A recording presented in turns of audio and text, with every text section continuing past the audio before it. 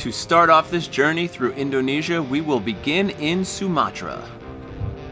I flew into the city of Medan, and the next morning I was in a car heading into the jungle to stay in Bukit Lawang.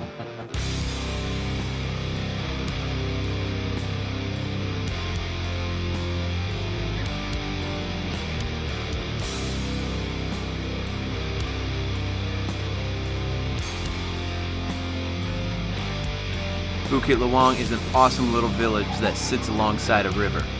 It was a very chill and peaceful place where you could easily just hang out and lose track of the days.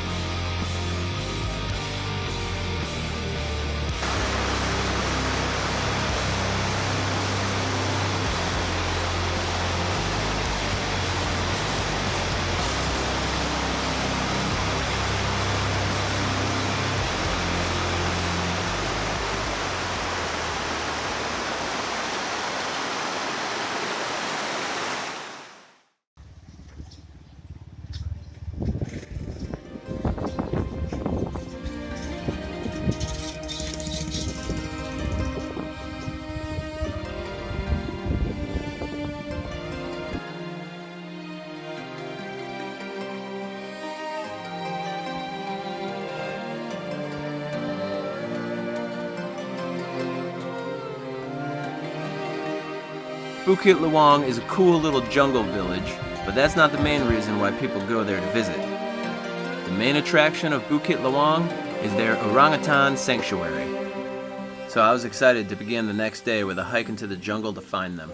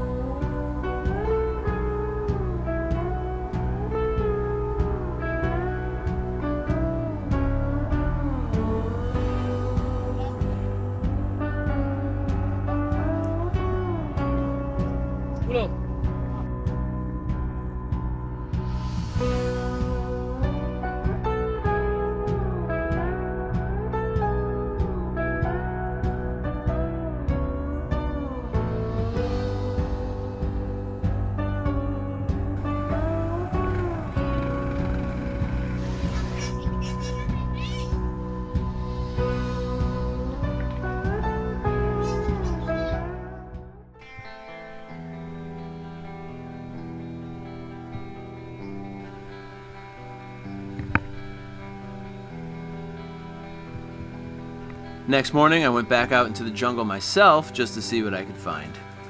I saw a couple lizards, but the monkeys and langirs were nowhere to be found. So after hanging out near the river for a little bit, I went back to the village just to walk around.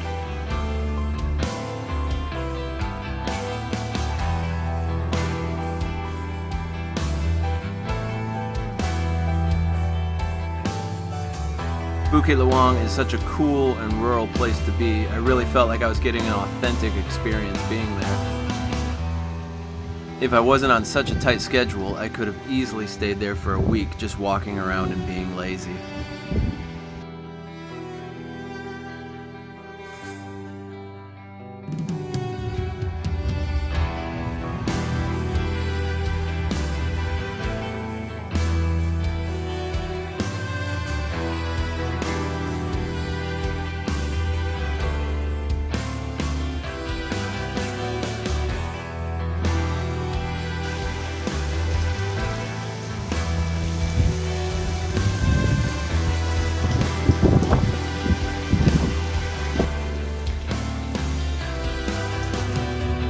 For the last 2 days, this river has been crystal clear.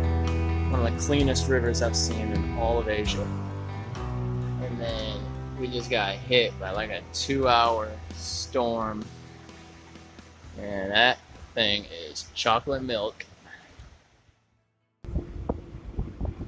Once I was done with Bukit Lawang, I was going south to Berastagi. Luckily for me, my driver wasn't loud at all. Main tidak gondok jual bicara. On, kan ada katakan. Garik bika oli boh, kan orang jinya katakan bagi uang sama kakak semuanya jinya kan gian sama bininya kan gian. Yaudah garik bika oli boh. Au jinya. Why are you yelling at me?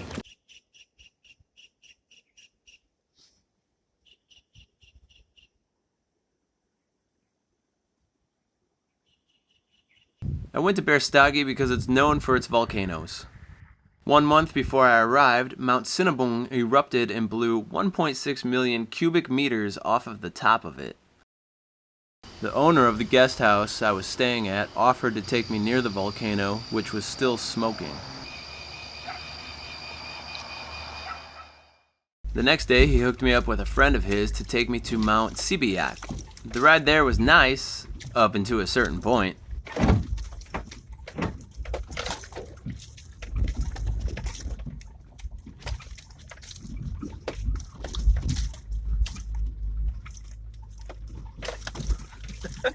Okay. Now I know why they all walked.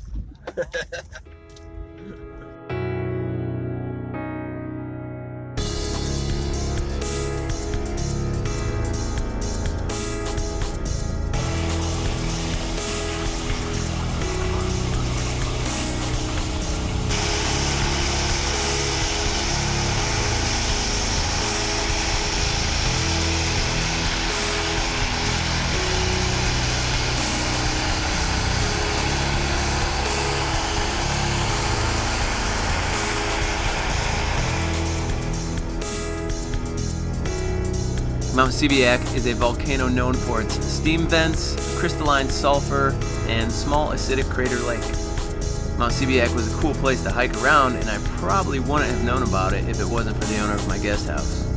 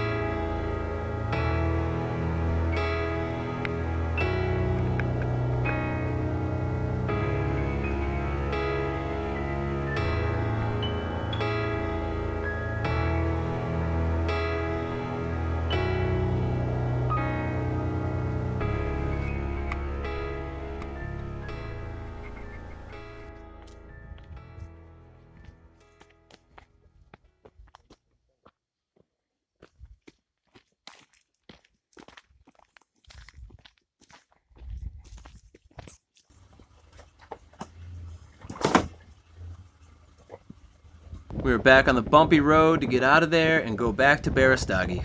Along the way, we stopped at a nice viewpoint, and then we were back home.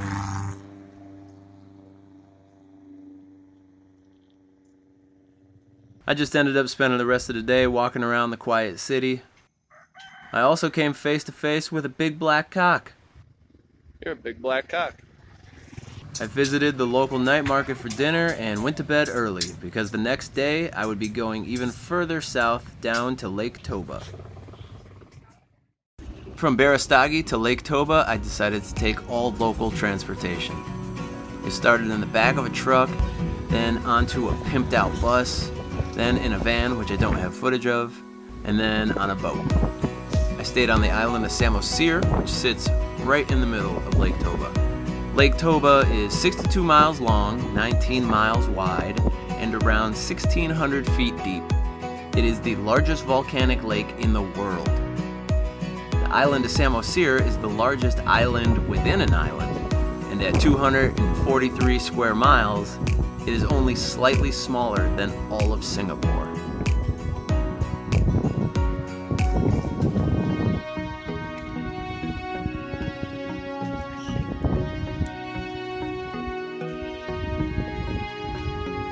I spent my first day walking around, feeling out the vibe of the place, and I loved that there were hardly any people around.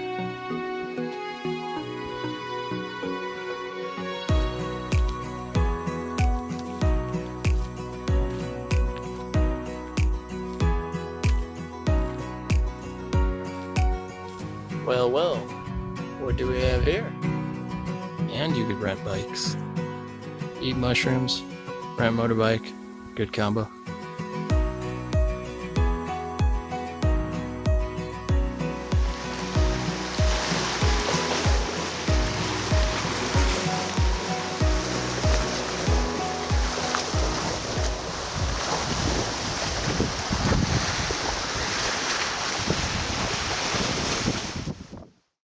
The next morning, I decided to cross back over to the mainland so I could drive to the Pisu waterfall. The weather looked like it would be a perfect day, but 2 hours later... Trying to get to a waterfall, and it's still about 6 kilometers away, and they said it... Whoa! The weather said at 2 o'clock it was going to rain, but, you know, maybe give it an hour and it'll go away till about 6 o'clock. So it's about 2:50 now. I'm just 6 kilometers away from this waterfall, which is supposed to be pretty big and cool. And it's also supposed to have really, really good views of the lake that I'm near. But it is so gray out there.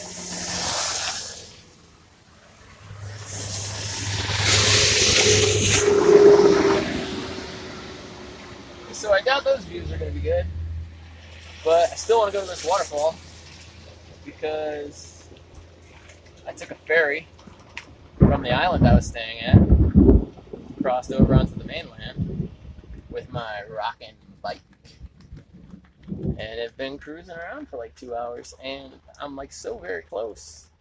I don't want to turn back and try again tomorrow because tomorrow I think it's supposed to just mostly be rainy. So I'm just going to wait this one out underneath this roadside thing. This roadside thing that people build out here. Because you never know when these tropical shit-ass storms are going to come and ruin things. So it's quite handy. So I attempted to leave, and I got right up to about that yellow sign down there, and the rain came in hard, so I said, fuck that, turned back around. I'm just gonna wait this out and let that shit pass, because it's going that way, where it's still nice and sunny. And I'm trying to go that way, where it's just misery. Shit.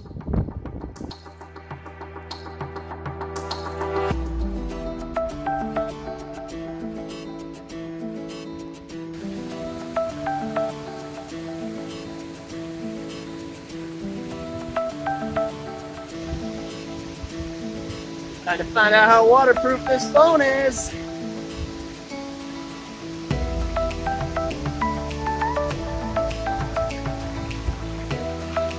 Oh shit.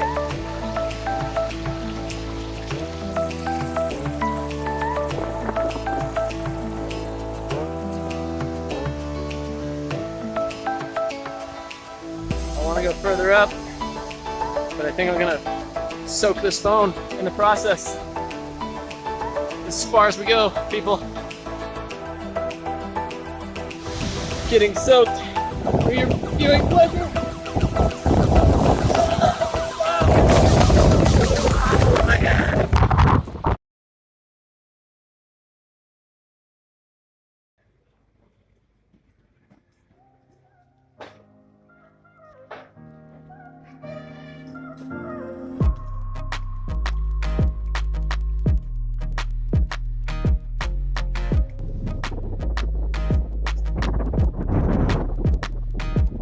For my final full day at Lake Toba, I joined up with 2 other travelers and we decided to explore more of Samosir and find another nearby waterfall. But during our ride, one of us had a bit of an issue. What have you done?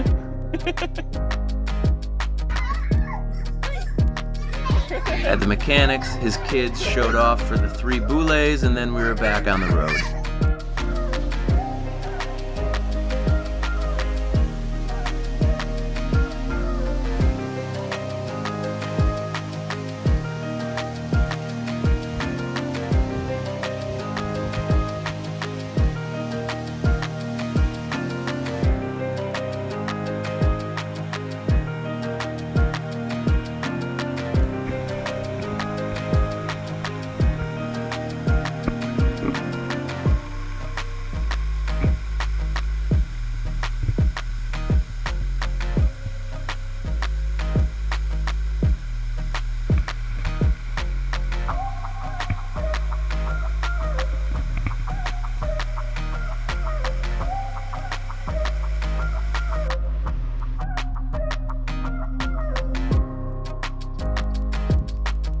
Samosir has a bunch of great viewpoints and it's an awesome place to cruise around. But once the storm clouds started rolling in again, we decided to head back to the guest house.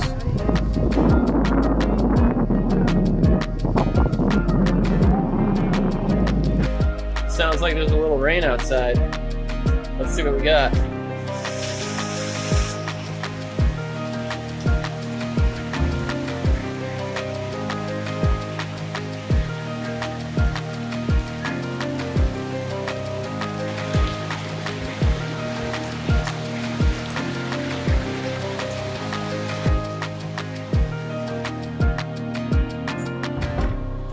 Nothing too bad, just a little bit of drizzle.